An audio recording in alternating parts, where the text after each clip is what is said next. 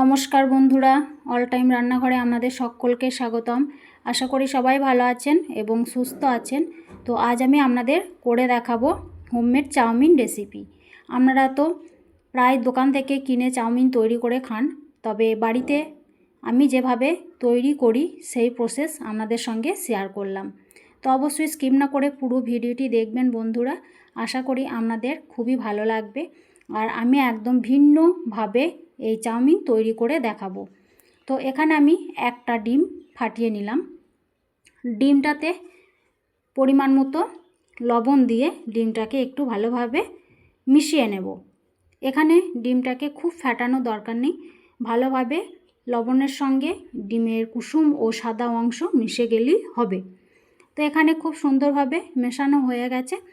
এখন আমি এখানে অল্প অল্প করে ময়দা অ্যাড করব এবং একটা শক্ত টাইপের একটু ডোয়ে তৈরি করব। তো এখানে একবারে ময়দা দিয়ে দেবেন না, অল্প অল্প করে দেবেন। দেখে বুঝতে পারবেন কতটা ময়দা আপনাদের দরকার, সেই অনুপাতে ময়দা কিন্তু দিয়ে সুন্দরভাবে একটা শক্ত টাইপের একটু ডো তৈরি করে নেবেন। তবে একদম খুব শক্ত তাও কিন্তু নয়, মিডিয়াম করে একটা ডো কিন্তু আমার এখানে তৈরি হয়ে গেছে। দেখে বুঝতে পারছেন ডোটা খুব সুন্দরভাবে তৈরি করার পর এই ডোটাকে একটা পলিথিনের মধ্যে ভালোভাবে ঢেকে কিন্তু আমি এটাকে রেখে দেব।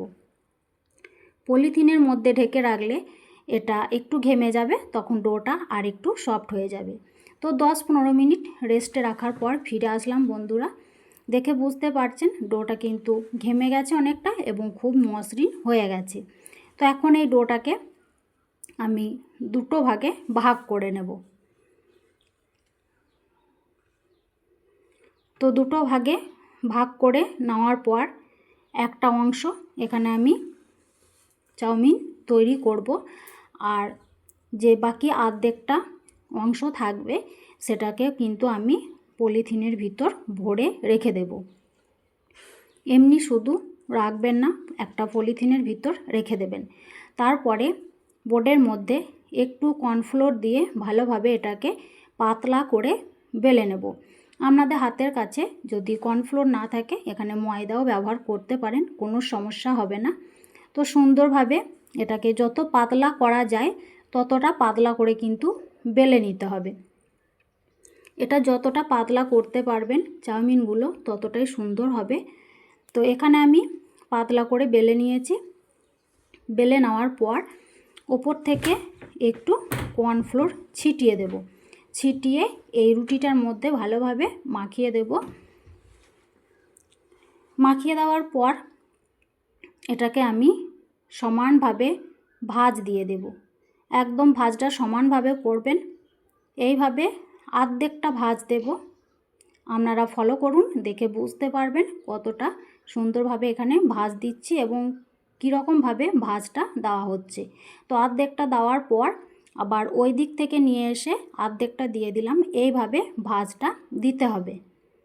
দেওয়ার পর এখানে আমি সাইড দুটোকে একটু কেটে সমান করে নেব। সাইড দুটোকে সমান করার পর এখানে আমি এরকম চিকন চিকন করে একটা ছুরির সাহায্যে কিন্তু কেটে নেব। আপনারা চাইলে আরও সরু সরু করে কিন্তু কেটে নিতে পারেন। এখানে আমি এইভাবেই কেটে নিচ্ছি, আপনারা কিন্তু আরও সরু করে কেটে নিতেও পারেন, কোনো সমস্যা নেই। তো সরু করে কেটে নেব, তারপরে আপনাদের দেখাবো। এইভাবে সবগুলো কেটে নেওয়া হয়ে গেছে। এখন একটা টুথপিক নিয়ে এই মাঝখান থেকে এইভাবে তুলে নিলে কিন্তু চাউমিনগুলো সুন্দরভাবে ছেড়ে যাবে। এগুলো করা খুবই সহজ এবং সিম্পল একটা রেসিপি। এইভাবে তৈরি করবেন, দেখবেন খুবই সুন্দর হয় চাউমিনগুলো। এইভাবে অপর একটা ডো কিন্তু আমি একই প্রসেসে তৈরি করে নিয়ে আপনাদের দেখাচ্ছি কতটা লম্বা হয়েছে চাউমিনগুলো আর দেখতে কতটা সুন্দর লাগছে। এখন যে অর্ধেকটা ডো ছিল সেটাকেও একইভাবে করে নেব। এখন সবগুলো করা হয়ে গেছে। এখন আমি এগুলোকে একটু সেদ্ধ করে নেব। তো সেদ্ধ করার জন্য একটা কড়ার মধ্যে বেশ কিছুটা পরিমাণে জল বসিয়ে দিয়েছি। জলটা যখন হালকা গরম হয়ে গেছে তখন এই জলের মধ্যে একটুখানি সাদা তেল দিয়ে দিলাম। সাদা তেল দেওয়ার পর চাউমিনগুলো দিয়ে দিলাম। চাউমিনগুলো দেওয়ার পর একটা টুথপিকের সাহায্যে একটু নাড়াচাড়া করে নেব। সাদা তেলটা একটু দেবেন, তাহলে একটার সঙ্গে একটা কিন্তু লেগে যাবে না। আর এগুলো লেগে যাওয়ার কোনো ভয় নেই। আপনারা একবার হলেও তৈরি করবেন, তাহলেই কিন্তু বুঝতে পারবেন কতটা সুন্দর হয় এই চাউমিনগুলো। এইভাবে সবগুলো কিন্তু একটা টুথপিকের মাধ্যমে একটু নাড়াচাড়া করে নেব। এখন দেখে বুঝতে পারছেন সুন্দরভাবে নাড়াচাড়া করে মিনিট 2-3 চাউমিনগুলো জলের মধ্যে একটু ফুটিয়ে নিলেই কিন্তু চাউমিনগুলো ভালোভাবে সেদ্ধ হয়ে যাবে। এখন গ্যাসের ফ্লেমটা অফ করে দিলাম। এখন চাউমিনগুলো একটা ছাকনার মধ্যে সুন্দরভাবে ছেঁকে নেব।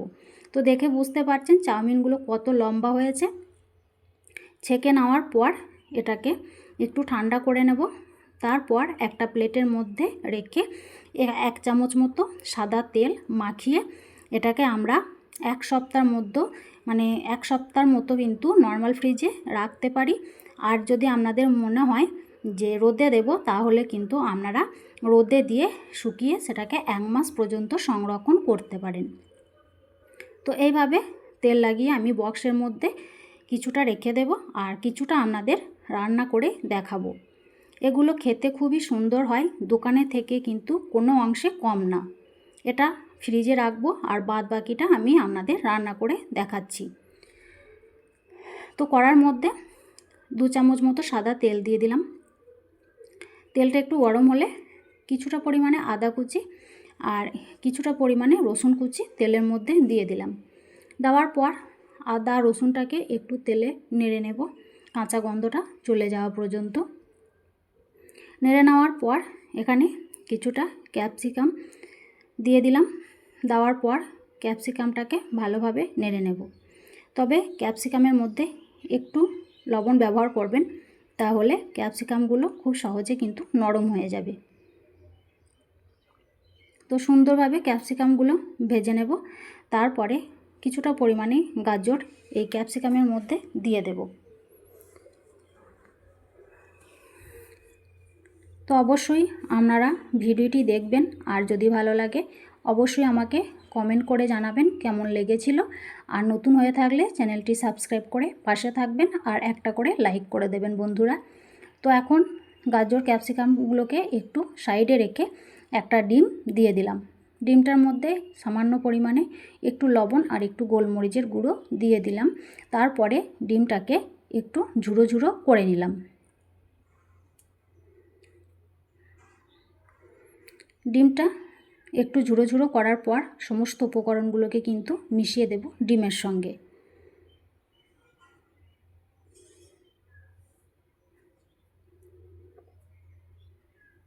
এইভাবে একবার হলেও তৈরি করবেন, দেখবেন খুবই সুন্দর লাগে বাড়িতে তৈরি চাউমিন।